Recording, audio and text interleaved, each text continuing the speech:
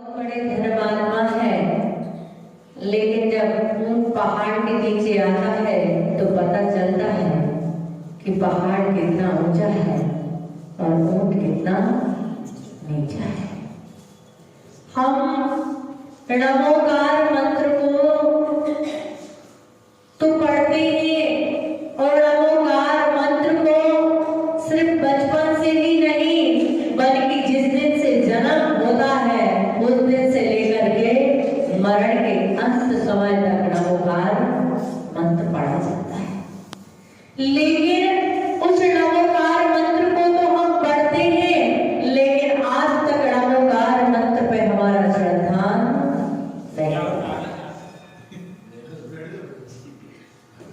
आज तक हमारा उस नमोकार मंत्र के ऊपर श्रद्धा नहीं हो पाया। क्या हो गया? बैठ जाओ, थोड़ा साइड में बैठ जाओ। श्रद्धा नहीं हो पाया। नमोकार मंत्र का मतलब क्या होता है? नमोकार मंत्र हम सब पढ़ते हैं, उस नमोकार मंत्र का अर्थ क्या है? क्या है अर्थ? नहीं, वो महिमा है नमोकार मंत्र। नमोकार मंत्र का अर्थ पूछ रहे हैं। पूरे नमोकार मंत्र का बताइए कैसे? नमो अरिहंताणम का मतलब क्या है? नमो सिद्धाणम का मतलब क्या है? नमो आर्याणम का मतलब क्या है? ऐसा बोलो ना। लोक के सब अरिहंतों को बोलो ना शुरू से। हाँ, लोक के सब सिद्धों को लोक के सभी अनंतों को नमस्कार हो। लोक के सभी सिद्धों को नमस्कार हो। लोक के सभी आचार्यों को नमस्कार हो। लोक के सभी और लोक के सभी। ऐसा होता है क्या? है? कहते हैं अर्पण एक पर और समर्पण सब पर।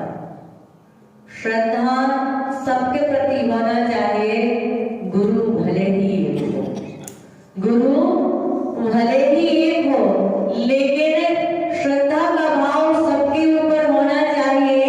जैसे पत्नी होती है, किसकी होती है? ससुर की, सास की, किसकी होती है? पति की। लेकिन सेवा किसकी करती है? सबकी। मानती किसको है? सबको। क्या मानती है? सबको मानती है, सबकी सेवा करती है, सबका ध्यान रखती है, सबको परिवार का हिस्सा समझती है। ऐसे ही हमारे अंदर होना चाहिए कि सेवा सबकी करेंगे, श्रद्धा सब पर रखेंगे, व्यवहार सबके प्रति समान करेंगे, लेकिन समर्पण एक के ऊपर होगा।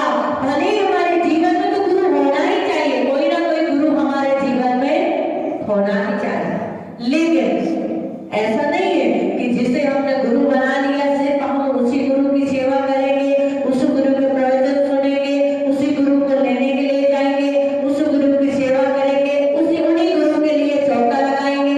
ऐसा है क्या?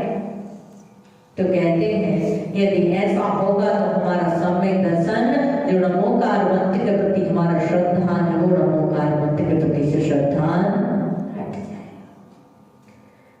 आपको पता होगा कि आचार्य परमेष्ठी भी साधु परमेष्ठी को नमस्कार करते हैं। करते हैं? कब करते? कब करते? दीक्षा देते हैं तो आचार्य नमोनी को नमस्कार करते हैं। कब करते नमस्कार? देवाकर जी कब करते नमस्कार? समाधि के समय आता है। समाधि के समय। वो तो समाधि तो हो गए, लेकिन समाधि के पहले भी नमस्कार करते हैं। आचार्य पद, तो आचार्य पद ले दिया तो वो मुनि हो गया, अपना आचार्य पद दे दिया तो वो आचार्य और वो मुनि। लेकिन आचार्य परमेष्ठी मुनि परमेष्ठी को नमस्कार करते। कब करते? नमोकार मंत्र में। कब करते हैं? नमोकार मंत्र में सभी आचार्य उपाध्याय को नमस्कार करते हैं, सभी आचार्य मुनि को नमस्कार करते हैं, सभी उपाध्याय मुनि को प्रणाम करते हैं।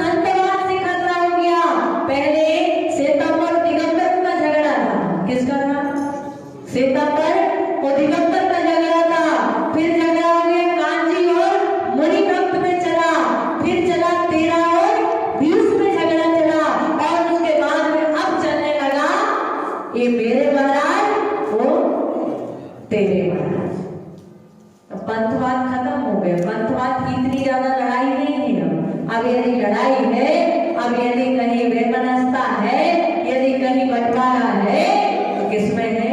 संतवाद का झगड़ा।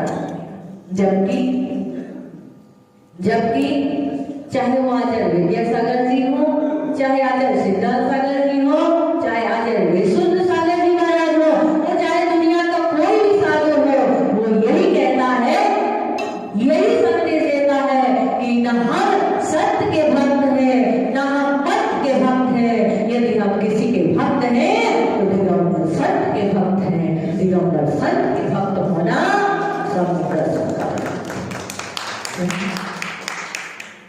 और यही हमारे सम्यक दर्शन को मजबूत करता है, हमारे सम्यक दर्शन को विशुद्ध करता है।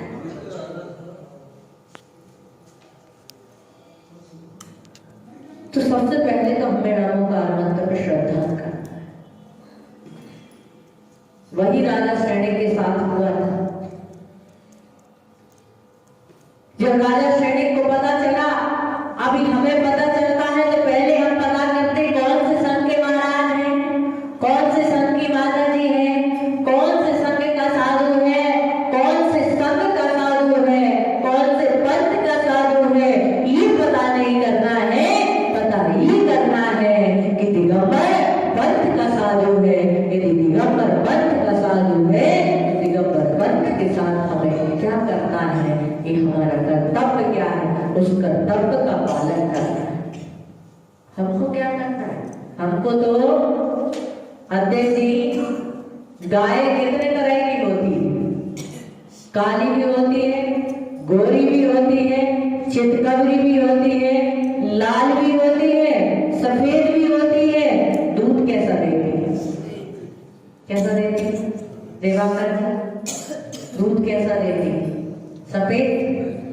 लाल गाय वो भी सफेद, पीली गाय, चितकबरी, काली, सभी गायें जब सफेद दूध देती है तो ऐसी ही कोई भी पंथ का साधु आए, यदि वो दिगंबर संत है तो वो यदि कुछ देगा हमारे लिए तो वो देगा तो जनवाणी का सार ही देगा, जनवाणी की बात ही बताएगा और उसे कोई लेना देना नहीं। ये पंथ तुम्हारे हैं, हम लोगों के कोई पंथ नहीं, हम तो एक पंथ के दिगंबर पंथ हैं। अब इसे किसको करना है? आपको करना है। हमको तो जल करोगे तो भी देख लेंगे और पंचामृत करोगे तब भी देख लेंगे। हमको कोई लेना देना नहीं है। लेना देना है किसको है? आप लोग। हम तो दिगंबर संत जो 20-25 संत है वो भी एक ही बार आहार करेगा, और 13 पंथी है वो भी एक ही बार आहार करेगा, वो भी केस लंच करेगा, तो ये भी केस लंच करेंगे, ये भी पैदल चलेंगे तो वो भी पैदल चलेंगे, वो भी 6 आवश्यकों का पालन करेंगे। तो सारे साधु 6 आवश्यक और 28 मूल गुणों का क्या करते हैं? पालन करते हैं। हाँ, ये जरूर है कि कोई विशेष तपस्या करता है तो तपस्या आज से नहीं चतुर्थकाल से चली आ रही है कि बहुत सारे संत कठोर तपस्या करती थी, जिसके पास जैसा सहन होता है वो तपस्या करता है। लेकिन 28 मूल गुणों का पालन तो जितने भी दिगंबर संत हैं वो सारे संत 28 मूल गुणों का क्या करते हैं? पालन करते हैं। रामायण करेंगे, प्रतीक्रमण करेंगे, स्वाध्याय करेंगे, केस लंच करेंगे, एक बार आहार करेंगे, बैठ करके, जिनका बैठ के है वो बैठ के, जिनका खड़े होंगे वो खड़े होकर के आहार करेंगे। चर्या में यदि अंतर है तो श्रावक की चर्या में अंतर है, साधु की चर्या में कोई अंतर नहीं। अच्छा बताओ, साधु के कितने मूल गुण होते हैं? 28। और श्रावक के मतलब एक की आवाज आ रही कि 8 मूल गुण होते हैं, और साधु के पूछे कि कितने मूल गुण होते हैं तो सारे लोगों ने बता दिया, फटाक से 28 मूल गुण होते हैं। मतलब साधु के मूल गुण हमको पता है, लेकिन हमारे मूल गुण कितने होते हैं हमें कुछ पता नहीं। साधु पूरे 28 मूल गुणों का पालन करता है। बताइए, आपके 6 मूल गुण होते हैं, 8 मूल गुण होते हैं, वो कौन कौन से होते हैं?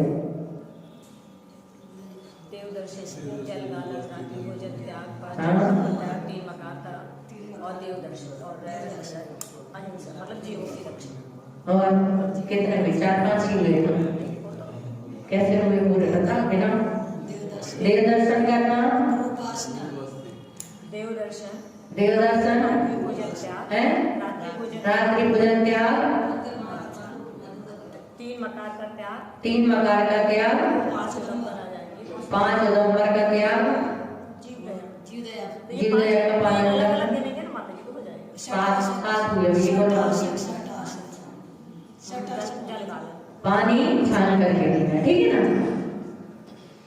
मध्य मास और मधु का त्याग, 5 उदंबर फल का त्याग, देव दर्शन का त्याग त्याग में करना, देव दर्शन करना है, और रात्रि भोजन का त्याग और पानी छान करके पीना, जीवदया का पालन करना। अब बताइए इन 28 साल में एक भी मूल गुण ऐसा नहीं कि जिस मूल गुण का पालन न करता हो, लेकिन श्रावक बताइए कि कितने मूल गुणों का पालन करते हैं। पानी छान के कौन कौन पीता है? सब लोग पीते हैं, मतलब गर्म पानी पीते हैं आप लोग। 48 मिनट की मर्यादा होती है। कितनी मर्यादा होती है? 48 मिनट की। हमारा पानी जो होता है सुबह छान लिया तो शाम तक की छुट्टी, और शाम को छान लिया तो सुबह तक की छुट्टी। और आजकल तो आ गई बिस्लरी वाली बॉटल, जैसे चाहे जब चाहे जहाँ चाहे खोलो और पी लो, बोले एकदम शुद्ध है। मतलब देश में 1% भी जैनी नहीं होंगे, 1% त्यागी वृत्ति ब्रह्मचारियों को छोड़ दीजिए, 1% भी श्रावक नहीं होंगे जो अपने 8 मूल गुणों का पालन करते होंगे। लेकिन हिंदुस्तान में जितने साधु होंगे वो 100 के 100% 28 मूल गुणों का पालन करते हैं, 28 मूल गुणों का पालन करते हैं। किसी साधु को अपना 2 टाइम खाते नहीं देखा होगा, किसी साधु की असक्त अवस्था आ गई होगी तो उसको बैठ करके आहार करते नहीं देखा होगा, किसी साधु को आपने गाड़ी में चलते हुए नहीं देखा होगा, किसी साधु को आपने केसवंश कैंची से काटते हुए नहीं देखा होगा। और ये 28 गुणों का क्या करते हैं? पालन करते हैं, ठीक है। पंचम काल है, हीन सहनन है, थोड़ा बहुत औचित कदाचित दोष लग सकते और लगते ही है, क्योंकि मूलाचार में लिखा है, आचार्य उमा स्वामी ने तत्व सूत्र में लिखा है 5 प्रकार के मुनि होंगे, पुलाक, बकुश, कुलसी, निर्गल, तृष्णादक। अभी पुलाक मुनि होंगे। कैसे मुनि? पुलाक,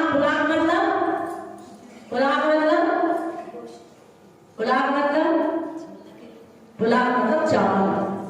चावल कैसा पुलाक? चावल पुच्चा चावल जो होता ना, धान होती ना, धान जब धान निकलती है तो बहुत सारे धान को जब कूटा जाता है तो कुछ धान ऐसी होती है जो कूटती नहीं है। क्यों? क्योंकि उसमें बिल्कुल पुच्चा सा दाना होता है, तो लाल कलर का दाना होता है। कैसे होता है? लाल कलर का दाना होता है। ऐसे साधु होंगे, ऐसा शास्त्र में लिखा है। लेकिन ये समझ के चलना कि आज यदि श्रावकों के अंदर धर्म में हीरा दिखता है वो होना अपनी काल का दोष है। लेकिन आज भी हमारे इस कली काल में, इस होना सर्पी काल में जगन्नाथ की तपस्या करने वाले साधु आज क्या? आचार्य विद्यासागर जी महाराज, तपस्वी सम्राट आचार्य सन्मति सागर जी महाराज, आचार्य डुमन सागर जी महाराज, आचार्य महावीर कीर्ति जी महाराज, आचार्य आदि सागर जी महाराज जैसे संत, और जो वर्तमान में अभी संत देखने मिल रहे हैं, आचार्य प्रसन्न सागर जी महाराज जैसे संत इतनी कठोर साधना कर रहे हैं, और सभी साधु लेकिन चतुर्थ काल की चर्या को आज भी वो क्या कर रहे हैं? चरितार्थ कर रहे हैं। लेकिन आज इस पंचम काल में ऐसा एक भी श्रावक नहीं है जो चतुर्थ काल की चर्या को अपने 6 आवश्यकों का और या फिर 8 मूल गुणों का पालन कर रहे हैं। देव पूजा 6 आवश्यक होते ना, देव पूजा, गुरु शास्त्री, स्वाध्याय, संयमस्तपा, दान, शिवनी, सत्कर्माणी, कहा देव पूजा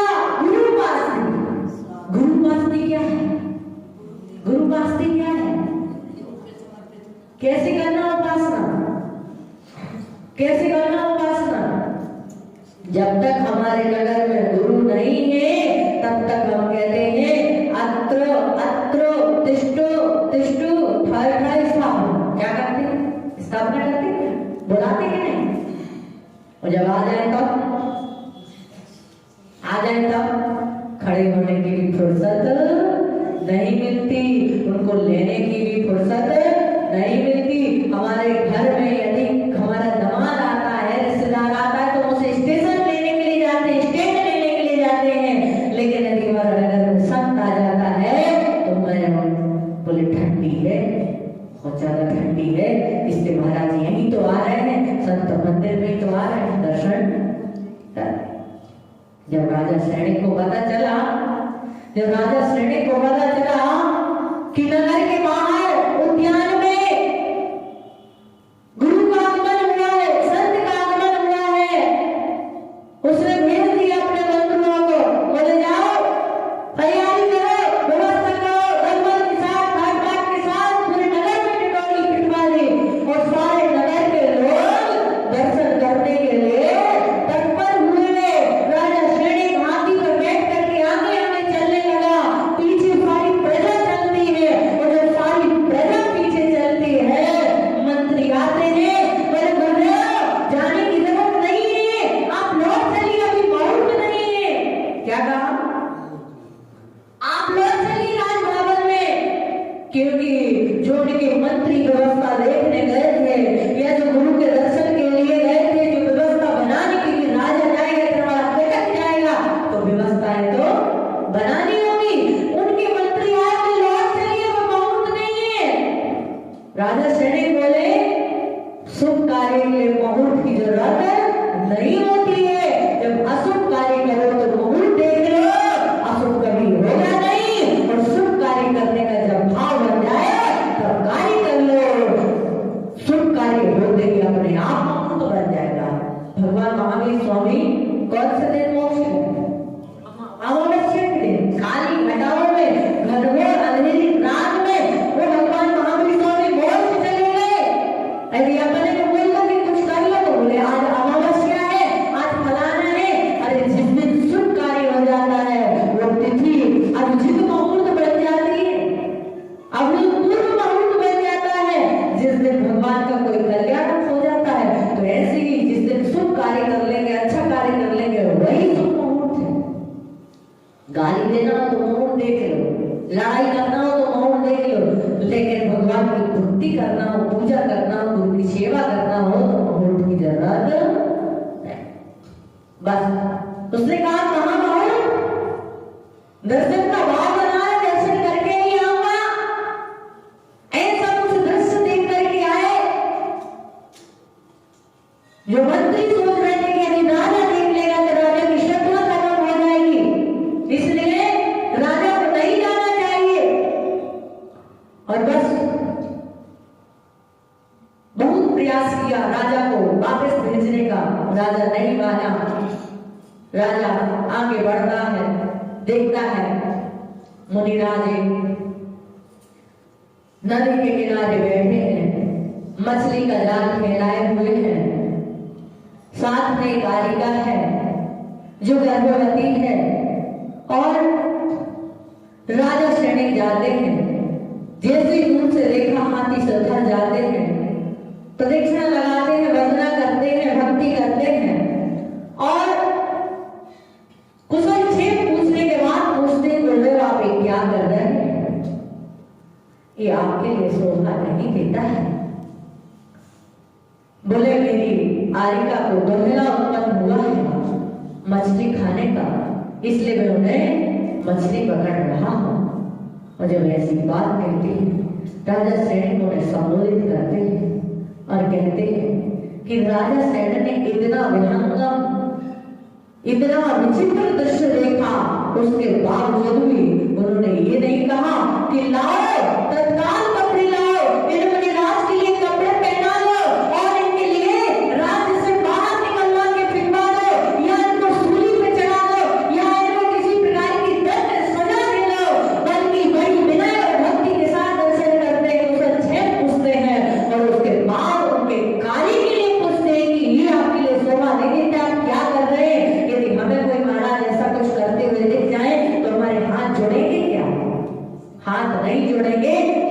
खुल जाएंगे उनकी पिटाई करने के लिए, है। और कहते हैं कि वह कोई वो न मुनि थे ना वो कोई आलिका थे। देवों में चर्चा चली थी कि इस पृथ्वी पर सम्यक दर्शन से विभूषित, सम्यक दर्शन से शुद्ध विशुद्ध यदि कोई है तो राजा शैणिक है। दो देवों के मन में कौतूहल सूझा और एक ने आलिका का वेश बनाया, वो भी धर्मवती आलिका, और एक ने मुनि का वेश बनाया और राजा शैणिक की परीक्षा करने के लिए चल दिए। और कहते हैं राजा शैणिक परीक्षा में पास हुए। समझ में आई बात? वो होता है सम्यक दर्शन, ये कहलाता है सम्यक दर्शन। और हमारे अंदर तो हमारे मन मुताबिक यदि आशीर्वाद भी नहीं मिला तो हमारे मन में अश्रद्धान पैदा हो जाता है। किसी साधु के दर्शन करने हम जाए और यदि कहीं ढंग से आशीर्वाद नहीं मिल पाए, महाराज देख नहीं पाए, आपसे बोल नहीं पाए, तो हमारे अंदर क्या हो जाता है? तुरंत अरे यार काहे को आ गए, बिना मतलब आ गए, नहीं आते सो अच्छा था, उसके कहने पर आ गए, मजा नहीं आया। भगवान के पास आते, भगवान आपको आशीर्वाद देते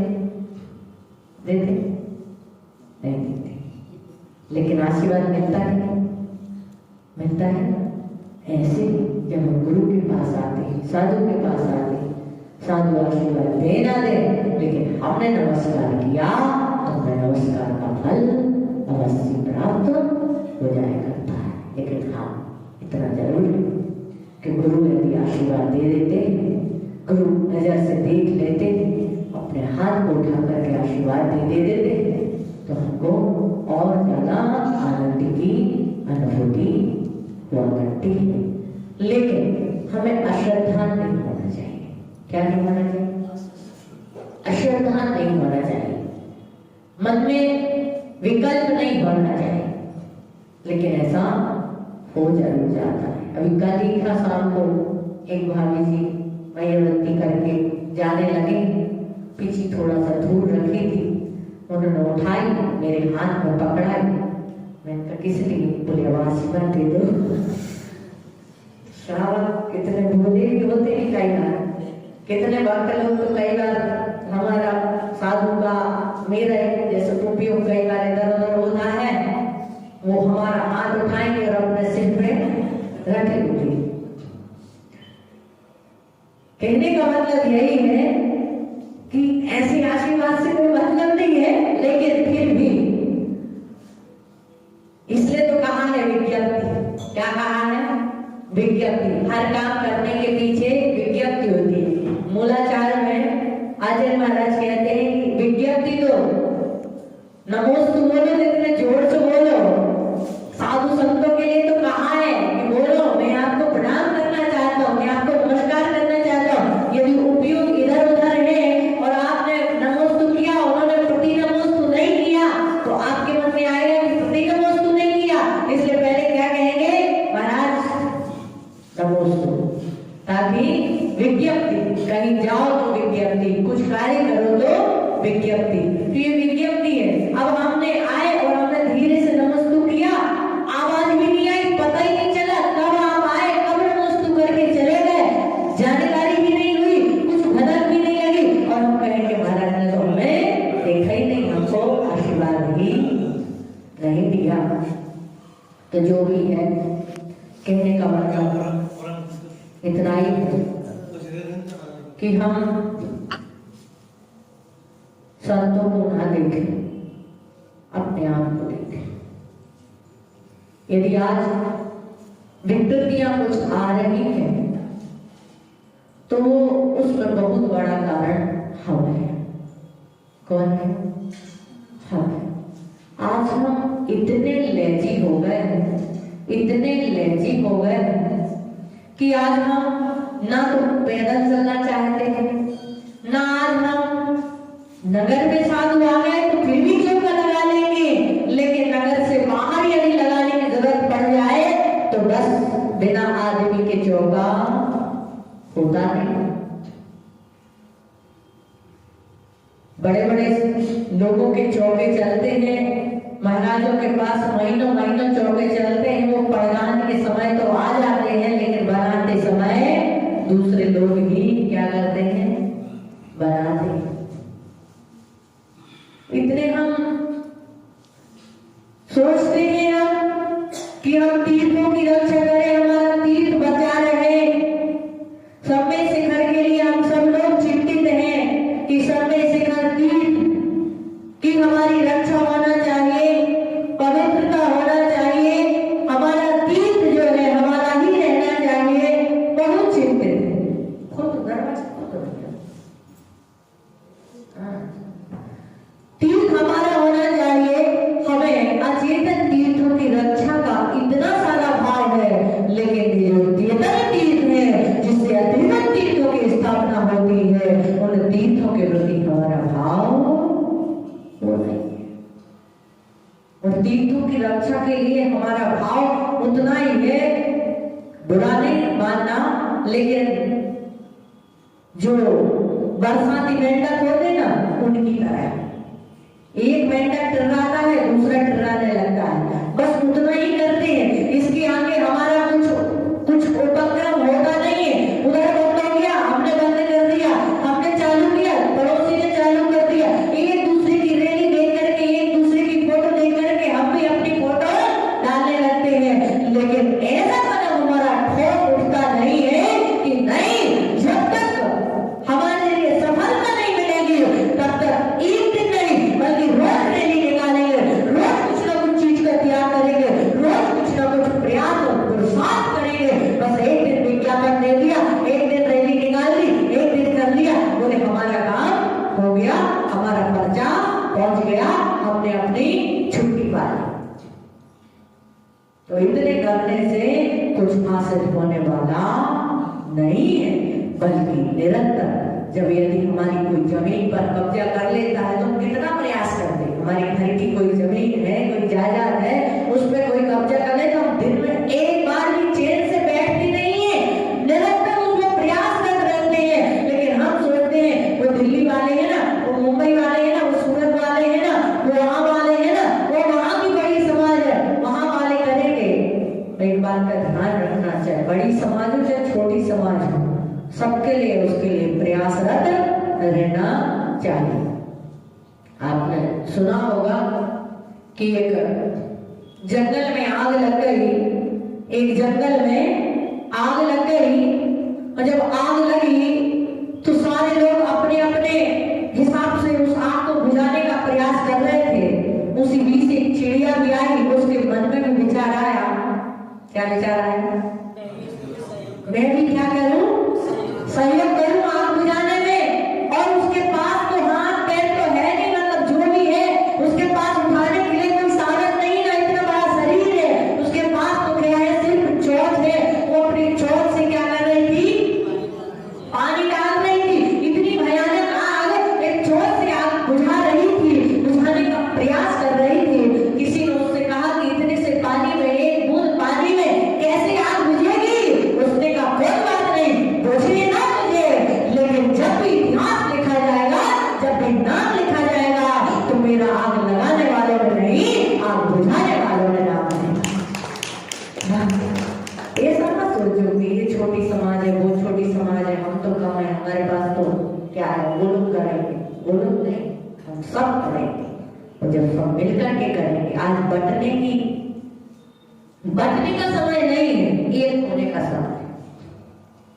क्योंकि वैसे ही तो हम कम है, नारा चला था ना, कम है लेकिन कमजोर नहीं है। और कमजोर यदि बढ़ेगी तो बिखरेंगे, तो कमजोर बनेंगे, और एक रहेंगे तो कम होने पर भी कमजोर नहीं पड़ेंगे। यदि एक झाड़ू में 50 सोते के एक हो जाते हैं तो पूरे कचरे को साफ कर देती है, और धुनाई करनी हो तो वो भी हो जाती है। किसी को मारना हो तो झाड़ू वो भी काम आ जाती है। लेकिन एक दिन का क्या है कि मैं कचरे को साफ कर दूं तो कचरा साफ नहीं करेगा, बल्कि वो दिन का कचरा पैदा करेगा।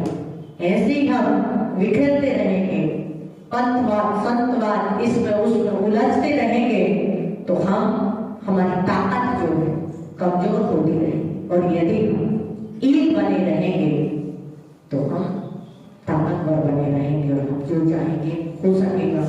आज पहले दिगंबर मुनियों के ऊपर नग्न मुनि निकल नहीं सकते और हमारी समाज एक हुई, उस संविधान को भी वापस लेना पड़ा।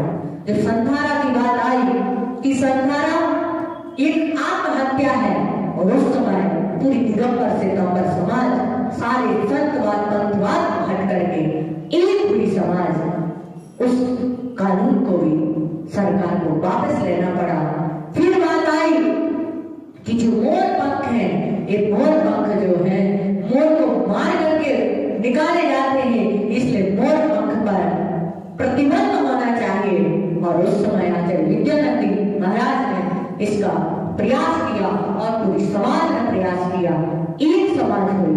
तो उस कानून को भी सरकार को क्या करना पड़ा, वापस लेना पड़ा। और ऐसे ही यदि हमारी समाज आज एक रहेगी तो इस समय शिखर तीर्थ नहीं बल्कि हिंदुस्तान में जितने भी तीर्थ हैं सारे तीर्थों का कब्जा हमारा होगा, सारे तीर्थों पर हम राज्य करेंगे क्योंकि हमारे हैं और हम उन पर उनका संचालन करेंगे और हमारा ही अधिपत्य रहेगा। बसंते समाज को क्या होने की जरूरत है, एक होने की जरूरत है। बस मैं आप लोगों से इतना ही कहूंगी, दृश्य को मत देखो, आप अपने आप को देखो कि कहीं कुछ गलती दिख रही है तो उसमें कहीं गलती हमारी तो नहीं है और उस गलती को दूर करने का प्रयास करो, तभी जाकर के हम समय दर्शन से विशुद्ध उपासना समदृष्टि बन पाएंगे। और यदि हम समय दृष्टि है और समय दर्शन हमारा विशुद्ध है तो समझना कि संसार चुल्लू का प्रमाण संसार में हमारा है, कैसा बचेगा, चुल्लू के भर बचेगा। संत तो अपनी साधना करके तपस्या करके कर्मों की निर्जरा कर लेंगे, लेकिन आपके पास समय ही नहीं है कि आप जो आप निंदा आलोचना के माध्यम से आप पाप संचित करेंगे, उस पाप को धोने के लिए आपके पास समय भी नहीं है। इसलिए आप अपने को देखें और संतों की सेवा और वैराग्य का भाव बनाएं तो निश्चित है। अभी तो 2600 वर्ष ही गए हैं, अभी तो 17,500 वर्ष बाकी है। आगे आगे कितनी विकृतियां आएंगी, कितना कितना क्या होगा। जिस चीज को हम नकारते हैं वही चीज आगे जाकर के सामने आती है, तो धीरे धीरे करके क्या क्या होगा, कैसे कैसे होगा।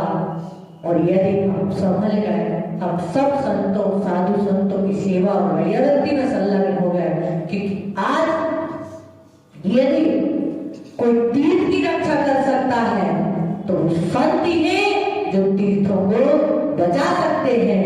कब बचाएंगे? आप संतों की रक्षा करो, संत तीर्थों की रक्षा करेंगे। आप चाहेंगे हम तीर्थों की रक्षा कर लें तो आपकी बस की बात नहीं है। वो संत ही तीर्थों की रक्षा कर सकते हैं और संत की रक्षा कौन कर सकते हैं? श्रावक कर सकते हैं। यदि संतों की रक्षा श्रावक करें तो तीर्थ तो अपने आप सुरक्षित हो जाएंगे। समय को भी अपने भगवान विश्वामित्र की